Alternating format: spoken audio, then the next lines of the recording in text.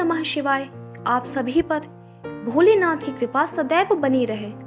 सनत कुमार जी कहते हैं, व्यास जी, इधर वराह रूपधारी श्री हरि के द्वारा इस प्रकार भाई के मारे जाने पर हिरण्यकश्यपु शोक और क्रोध से संतप्त हो उठा। श्री हरि के साथ बैर करना तो उसे रुचता ही था, अतः उसने असुरों को प्रजा का विनाश करने के लिए आज्ञा दे दी। तब वे असुर देवताओं और प्रजाओं का विनाश करने लगे। इस प्रकार जब उन दुष्ट चित्त वाले असुरों द्वारा सारा देवलोक तहस नहस कर दिया गया, तब देवता स्वर्ग को छोड़कर गुप्त रूप से भूतल पर विचरने लगे। उधर भाई की मृत्यु से दुखी हुए हिरण्यकश्यपु ने भाई को जलांजलि देकर उसकी स्त्री आदि को ढाढ़स बंधाया। तत्पश्चात उस दैत्य राज ने अपने लिए विचार किया कि मैं अजेय, अमर और अजर हो जाऊं, मेरा ही एक छत्र साम्राज्य रहे और मेरा प्रतिद्वंदी कोई ना रह जाए। यो धारणा बनाकर वह मंदराचल पर गया और वहां एक गुफा में अत्यंत घोर तपस्या करने लगा। उसकी तपस्या से संतृप्त होकर देवताओं का मुख विकृत हो उठा। वे स्वर्ग को छोड़कर ब्रह्मलोक में जा पहुंचे और उन्होंने ब्रह्मा से अपना दुखड़ा कह सुनाया। व्यास जी, उन देवताओं के इस प्रकार कहने पर स्वयंभू ब्रह्मा, भृगु, दक्ष आदि के साथ उस दैत्येश्वर के आश्रम पर गए। तब जिसने अपने तप से संपूर्ण लोगों को संतृप्त कर दिया था, उस हिरण्यकश्यपु ने वर देने के लिए आए हुए पद्मयोनि ब्रह्मा को अपने सामने उपस्थित देखा। उधर पितामह ने भी उससे कहा, वर मांग। तब जिसकी बुद्धि मोहित नहीं हुई थी, उस असुर ने विधाता की उस मधुर वाणी को सुनकर इस प्रकार कहा।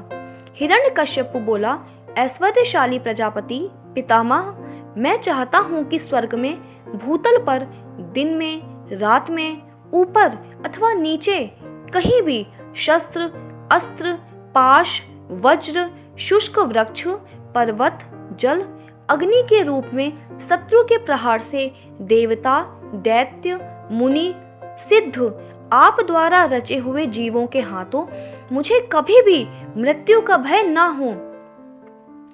सनत कुमार जी कहते हैं, मुने, हिरण्यकशिपु के ऐसे वचन सुनकर ब्रह्मा के मन में दया का भाव जागृत हो उठा। उन्होंने मन ही मन विष्णु को प्रणाम करके उससे कहा, दैत्येंद्र, मैं तुझ पर प्रसन्न हूँ, अतः तुझे सारी वस्तुएं प्राप्त होंगी। तूने 96,000 वर्षों तक तप किया है, अब तेरी कामना पूर्ण हो चुकी है, अतः तप से विरत होकर उठ और दानवों के राज्य का उपभोग कर। ब्रह्मा की वाणी सुनकर हिरण्यकश्यपु का मुख प्रसन्नता से खिल उठा। इस प्रकार जब पितामह ने उसे दानव राज्य पर अभिषिक्त कर दिया, तब वह उन्मत्त हो उठा और त्रिलोकी को नष्ट करने का विचार करने लगा। फिर तो उसने संपूर्ण धर्मों का उच्छेद करके संग्राम में समस्त देवताओं को भी जीत लिया। तब देवता भागकर विष्णु के पास पहुंचे। वहां श्री हरि ने देवताओं और मुनियों की दुख गाथा सुनकर उन्हें आश्वासन दिया और शीघ्र ही उस दैत्य के वध करने का वचन दिया। तब देवता अपने स्थान को लौट गए। तदनंतर महात्मा विष्णु ने ऐसा रूप धारण किया जो आधा सिंह और आधा मनुष्य का था। वह अत्यंत भयंकर तथा विकराल दिख रहा था। उसका मुख खूब फैला हुआ था, नासिका बड़ी सुंदर थी और नख तीखे थे। गर्दन पर जटाएं लहरा रही थी, दाढ़े ही आयुध थे। उससे करोड़ों सूर्यों के समान प्रभा छिटक रही थी और उसका प्रभाव प्रलयकालीन अग्नि के सदृश था। अधिक कहाँ तक कहा जाए, वह रूप जगन्मय था। इसी रूप से वे भगवान भास्कर के अस्ताचल की शरण लेने पर असुरों की नगरी में प्रविष्ट हुए। उन अतुल प्रभावशाली नरसिंह को देखकर सभी दैत्य एक साथ उन पर टूट पड़े। तब उन अद्भुत पराक्रमी नरसिंह ने महाबली दैत्यों के साथ युद्ध करके बहुतों को मार डाला और बहुतों को पकड़कर तोड़ मरोड़ दिया। फिर वे उस नगर में घूमने लगे। तब सर्वमय सिंह को देखकर दैत्यराज के पुत्र प्रहलाद ने राजा से कहा, यह मृगेंद्र तो जगन्मय दिख रहा है, ये यहाँ किस लिए आया है?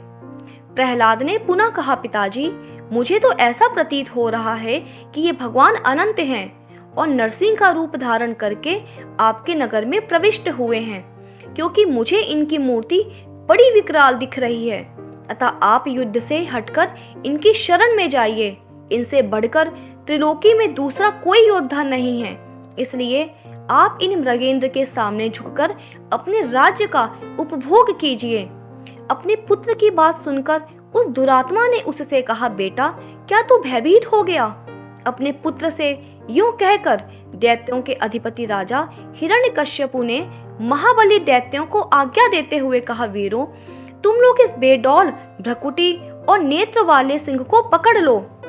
तब स्वामी की आज्ञा से उन मृगेंद्र को पकड़ने की इच्छा से वे सभी बड़े बड़े दैवैत्य रणभूमि में घुसे, परंतु जैसे रूप की अभिलाषा से अग्नि में प्रवेश करने वाले पतंगे जल भुन जाते हैं, उसी तरह वे सबके सब क्षण भर में ही जलकर भस्म हो गए। इस प्रकार बहुत काल तक भयानक युद्ध हुआ। अंत में उन नरसिंह ने वज्र के समान कठोर अपनी अनेकों भुजाओं से उस दैत्य को पकड़ लिया और उसे अपने जानवों पर लिटाकर दानवों के मर्म को विदीर्ण करने वाले नखांकुरों से उसकी छाती चीर डाली तथा खून से लथपथ हुए उसके हृदय कमल को निकाल लिया। फिर तो उसी क्षण उसके प्राण पखेरु उड़ गए।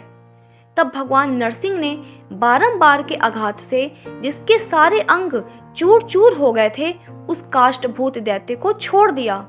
उस समय उस देव शत्रु के मारे जाने पर उन्हें बड़ी प्रसन्नता हुई।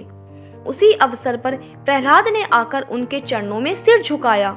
तब अद्भुत पराक्रमी विष्णु ने प्रहलाद को बुलाकर उन्हें दैत्यों के राज्य पर अभिषिक्त कर दिया और अंतर्ध्यान हो गए। तदनंतर पितामह आदि समस्त सुरेश्वर परम प्रसन्न हो अपना कार्य सिद्ध करने वाले पूजनीय भगवान विष्णु को उसी दिशा में प्रणाम करके अपने अपने धाम को चले गए। विप्रवर, प्रसंगवश मैंने रुद्र से अंतक की उत्पत्ति, वराह से हिरण्याक्ष की मृत्यु, नरसिंह के हाथों उसके भाई का विनाश और प्रहलाद की राज्य प्राप्ति का वर्णन कर दिया। तो दोस्तों, आज की कथा यही विराम होती है। इसके आगे की कथा हम अगले अध्याय में जानेंगे। उम्मीद करती हूँ आज का ये वीडियो पसंद आया होगा। अगर वीडियो पसंद आया है तो वीडियो को लाइक करिए, अपने दोस्तों के साथ शेयर करिए और इस चैनल पे नए हैं तो इस चैनल को सब्सक्राइब कर लीजिए। आप सभी का वीडियो के अंत तक बने रहने के लिए बहुत बहुत धन्यवाद।